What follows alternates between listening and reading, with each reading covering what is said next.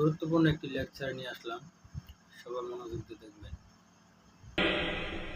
একজন মহিলা যদি তালাক চান তাহলে তাকে কি করতে হবে? বোন, আপনি প্রশ্ন করেছেন যে স্বামী তার স্ত্রীকে তালাক দিতে পারবে। আপনি 3 তালাক সম্পর্কে জানতে চাননি, সেটার উত্তরটা অবশ্য আলাদা। আপনার প্রশ্ন হচ্ছে স্বামী তালাক দিতে পারে, স্ত্রীকে তালাক দিতে পারেন, সে ডিভোর্স দিতে পারে কিনা। একজন মহিলা তালাক দিতে পারে না, কারণ একজন পুরুষ তার স্ত্রীকে ডিভোর্স দিলে আরবিতে সেটাকে বলে তালাক। স্বামী স্ত্রীকে তালাক দেয়। তবে একজন মহিলা ডিভোর্স দিতে পারে। ইসলাম ধর্মে 5 ধরনের বিবাহ বিচ্ছেদ আছে। প্রথমটা হচ্ছে যখন দুজনেই এই বিবাহ বিচ্ছেদে সম্মতি দেবে, স্বামী স্ত্রী দুজনেই, তারা দুজনেই বলবে আমাদের মধ্যে মিল হচ্ছে না, আলাদা হয়ে যায়। দ্বিতীয়টা হচ্ছে যেখানে শুধুমাত্র স্বামীর ইচ্ছাতেই বিবাহ বিচ্ছেদ, এটাই তালাক। এখানে তাকে দেনমোহর শোধ করতে হবে, যদি না দিয়ে থাকে তাহলে তাকে শোধ করতে হবে, অন্যান্য উপহারগুলো স্ত্রীকে ফিরিয়ে দিতে হবে। তৃতীয় টাইপ যেখানে স্ত্রীর ইচ্ছাতেই বিবাহ বিচ্ছেদ হয়। আবারও বলছি, স্ত্রীর ইচ্ছাতেই শুধু বিবাহ বিচ্ছেদ, যদি এই ব্যাপারটা তার বিয়ের চুক্তিনামায় উল্লেখ থাকে। যদি তার নিকাহনামায় এই কথাটার উল্লেখ থাকে, বিয়ের চুক্তিনামায়, যে সেই মহিলা ইচ্ছে করলে ডিভোর্স দিতে পারবেন, এটাকে বলা হয় ইসমা। আমি কখনো ইসমা নিয়ে কাউকে কথা বলতে শুনিনি, এটাকে বলা হয় ইসমা।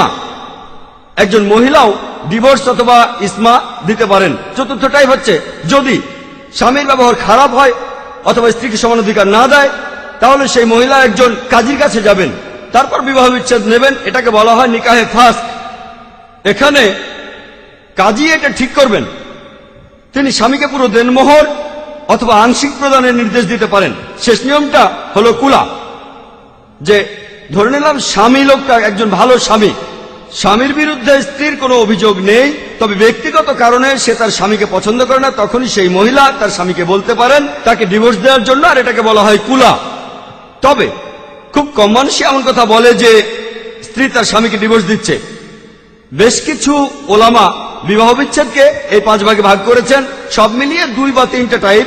তবে সব মিলিয়ে ইসলামের বিবাহ বিচ্ছেদের 5টা আয়াতে এমন ধারণা দেওয়া হয়েছে যে 2 জন মহিলা সাক্ষী তারা একজন পুরুষ সাক্ষী সমান। সেটা আছে সূরা বাকারার 282 নম্বর আয়াতে এটার উল্লেখ করা হয়েছে। আর এটা হলো কোরআনের সবচেয়ে বড় আয়াত।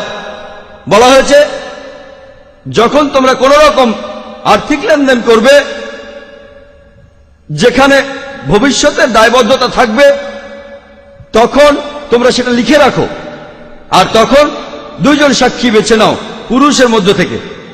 যদি 2 জন পুরুষ সাক্ষী খুঁজে না পাও, তাহলে একজন পুরুষ ও 2 জন নারীকে নাও, যাতে করে তাদের একজন ভুলে গেলে আরেকজন মনে করিয়ে দেয়।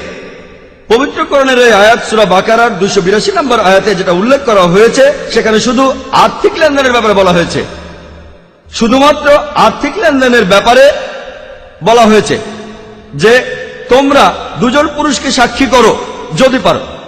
আর যদি 2 জন পুরুষ সাক্ষী জোগাড় করতে না পারো, তাহলে একজন পুরুষ ও 2 জন নারী। আপনাদের বোঝার সুবিধার জন্য আরেকটা উদাহরণ দেই। ধরুন একজন লোক একটা অপারেশন করাতে চায়, একটা ডাক্তারি অপারেশন। স্বাভাবিকভাবেই সেই লোক এখানে উপদেশ নিতে চাইবে 2 জন বিশেষজ্ঞ সার্জনের। যদি 2 জন বিশেষজ্ঞ সার্জন খুঁজে না পায়, তাহলে সে উপদেশ নেবে অন্ততপক্ষে একজন বিশেষজ্ঞ সার্জনের, এর সাথে 2 জন জেনারেল প্র্যাকটিশনারের, যাদের শুধু MBBS ডিগ্রি আছে।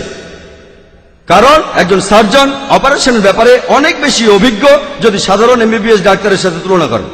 আর একইভাবে যেহেতু ইসলাম ধর্মে আর্থিক বিভিন্ন বিষয়ে